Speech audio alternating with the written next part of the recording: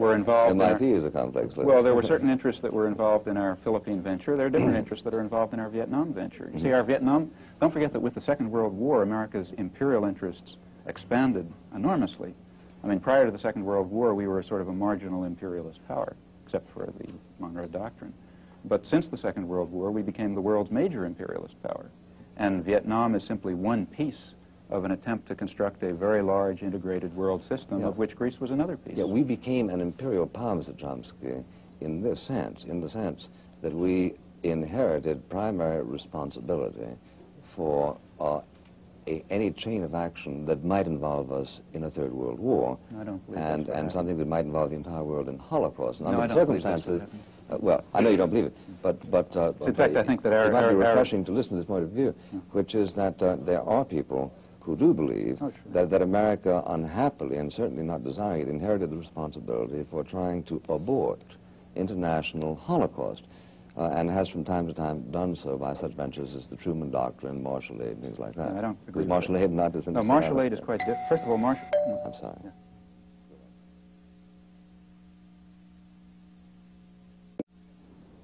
I interrupted you, I'm sorry. Yeah. Well, first of all, you've now mentioned Marshall Aid for the first time, and Marshall Plan Aid has to be distinguished quite sharply from the Truman Doctrine. Why? Why? Because the Truman Doctrine was a doctrine of military intervention, and the Marshall Plan was our first attempt at a major aid program. But you do understand that sometimes a soldier can be as useful as a bushel of wheat, don't you? Now look, nevertheless, if we're going to be at all clear about the American role, we're certainly going to distinguish between military intervention and economic intervention. They're very different in the way they function. Now, the fact of the matter is that neither was disinterested in your sense, I don't think, but they're very different in the impact that they had.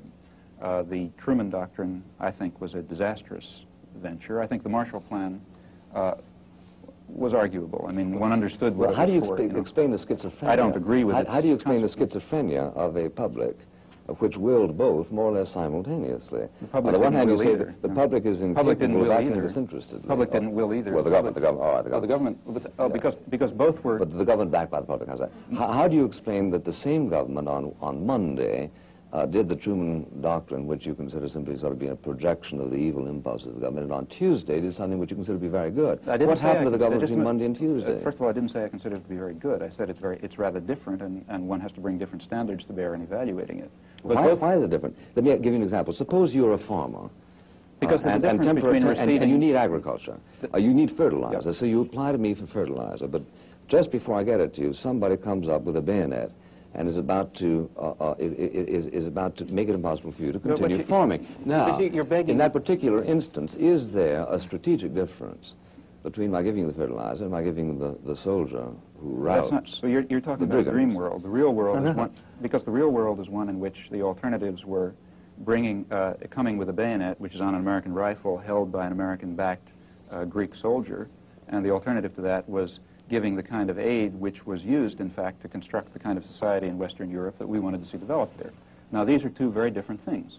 It's a very different thing to introduce, to run for the Greek army a counterinsurgency program with military support and many military men involved. That's one kind of thing, one sort of repression imposed on the Greek population through American intervention. One might argue whether it's right or wrong, but that's to be very sharply distinguished. Why do you say imposed? Why do you say imposed? Is it because your presumption here... My presumption is that your presumption here is that the Greeks would like the kind of regime which resulted... My assumption is that all intervention is imposed by any country. That is, you see, I believe that quite generally... Did we impose on the French when we liberated them from the Nazis? Was that an imposition? We didn't conquer France. We moved the Germans out of it. Just from an outside invading force. We invaded But we France. didn't conquer it from its own people. See, in Greece, we were trying to conquer it from its own people. But there you're willing to credit the anti-Nazis as their own people, but you're not in Greece willing to credit the anti-communists as their own people. The German army was there. There was no outside army in Greece other than ours. Look, there are modalities of outside intervention. But look, there's a very sharp difference between... Just a minute, there's a very sharp difference Laval was not a Nazi. But Laval wouldn't have lasted for 5 minutes without the German army. And nor would Makarios have lasted for 5 minutes without the help of Russian aid. But wait a minute. In fact, as you know, when Stalin got tired of Makarios, he pulled out. But look, now let's be careful again. I mean, there's a difference between... First of all, I'm opposed to military aid to other countries, whether by us or by the Soviet Union. Why? Well, let's come back to that because it's a more important thing. And that is that even far more opposed to the imposition of regimes by foreign troops. Now, in the case of Germany, let's say, in the case of France, the Pétain Laval government, the Vichy government, was supported by German troops.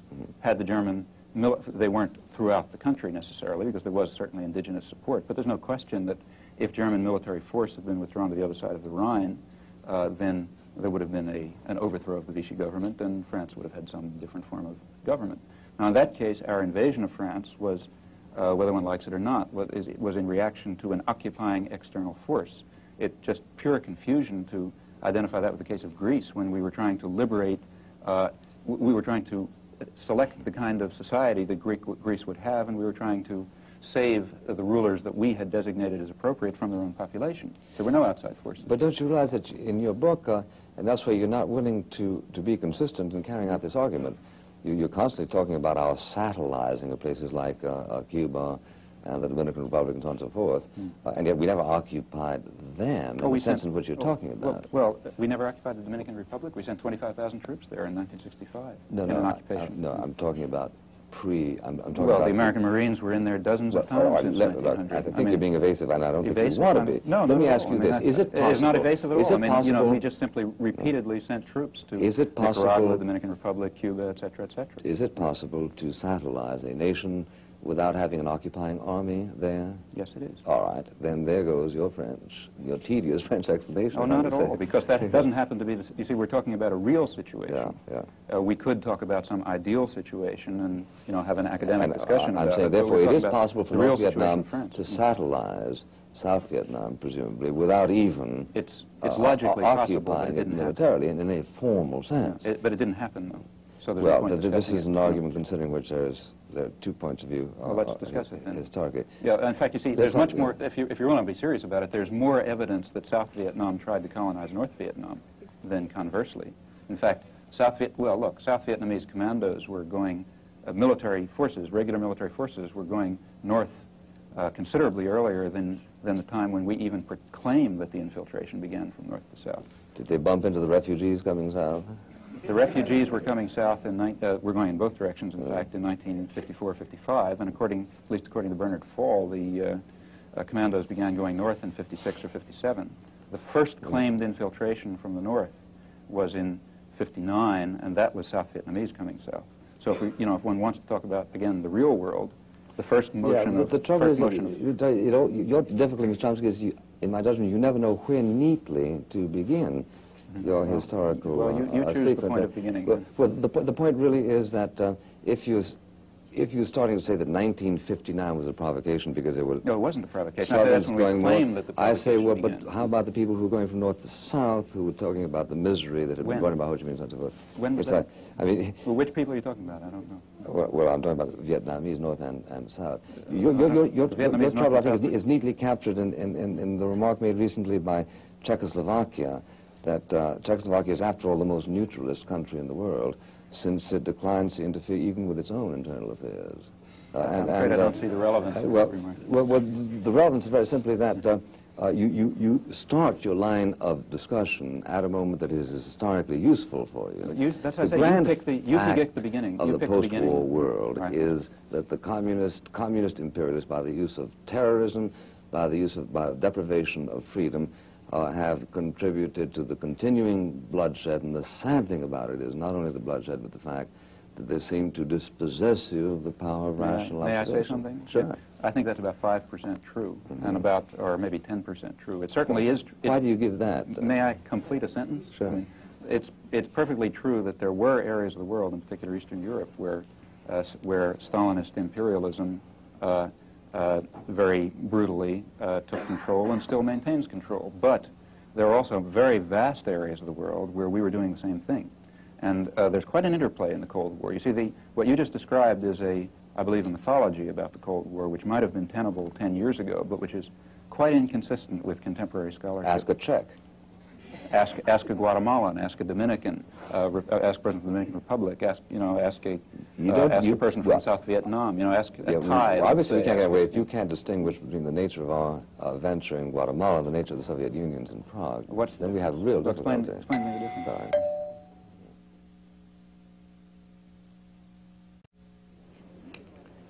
Mr. Greenfield.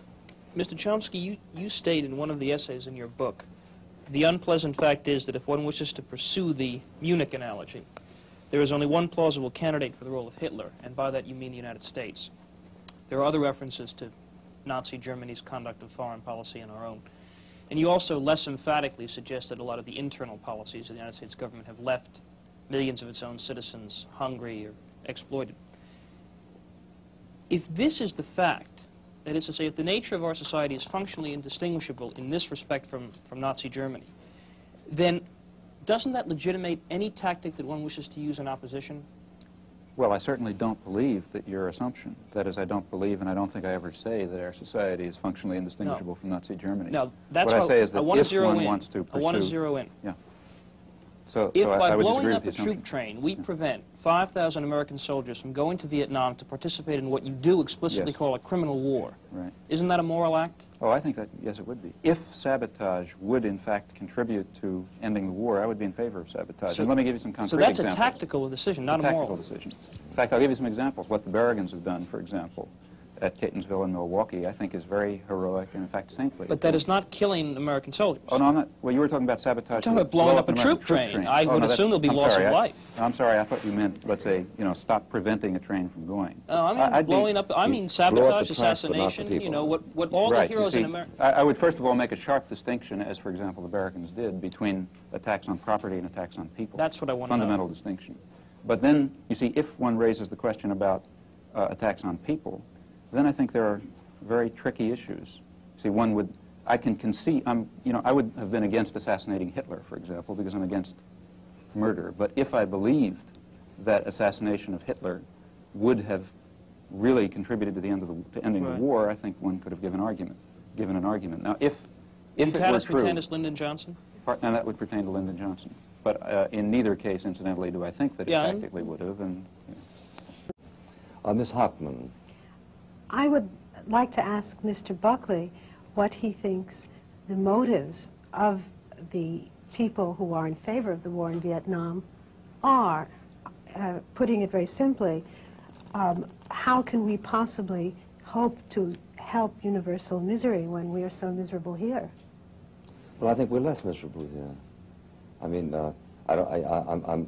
you may not be a happy young lady, but I'm sure you're not as miserable as you would be if, for instance, you didn't have a free press, if you weren't able to write such poetry as you wanted to write, if you couldn't join a labor union, if you couldn't express yourself as you liked, if the mayor of your town might be disemboweled tomorrow. I think that there are observable differences Aren't you in favor of that? between the nature, between what freedom you have here, or put it this way, between your misery and theirs. if I you wouldn't prefer be, your misery. if you wouldn't have saturation bombing take Well, place I in your village. want to disagree with you for the moment, because I think that there is a certain condition, a human condition, the condition of guilt, which Mr. Chomsky speaks about, and which for me is the most interesting point of his argument. The guilt that we feel here, which in a way may keep people from writing poetry or from writing anything that they think, because they're absolutely stifled by the climate of guilt. And get on the best out of this. Excuse me? They manage to write their complaints. But I know of And get on many the best people out of who this. are not writing now because of the war in Vietnam, who are not functioning because of their guilt. Well, it's not an aspect of my responsibility for foreign policy to encourage you to externalize your complaints. But if you want to, there are any number of book publishers, magazine publishers, and radio stations, television stations who are glad to hear them out, which I think is qualitatively different from what exists, for instance, in North Vietnam. Or so. Or Greece, Well, or Greece, not for quite example, so or much. Brazil, A or little- dozens yeah, of other countries. A little bit less so, sure. Less so? I think it's true. No, it's not true. in Then fact. publishing Now, wait a is minute, the I'll tell you only what's motive. true. What's true is that a nation at war does not have the same amount of liberties as a nation at peace. Abraham Lincoln suspended the right to habeas corpus, Yeah. And the oldest parliament in the history of the world didn't have an election for 11 years during Yes, their but, you know, if you war. compare the state of freedom in North and South Vietnam prior to the war, as some people have done, like Joseph Buttinger, I'm afraid it doesn't come out the way you like. Well, I think it does come out the way. Not by the evidence that's been Ask the presented. refugees or number the refugees who left North Vietnam and compare them with those who left South Vietnam. That's a very different issue. What I was talking about is the right of free expression in North and South Vietnam. I mean, take a look, for example, at Buttinger's analysis, you know, where he runs through cases. Quite apart from that, take a look at, for example, again, you know, pick your authority.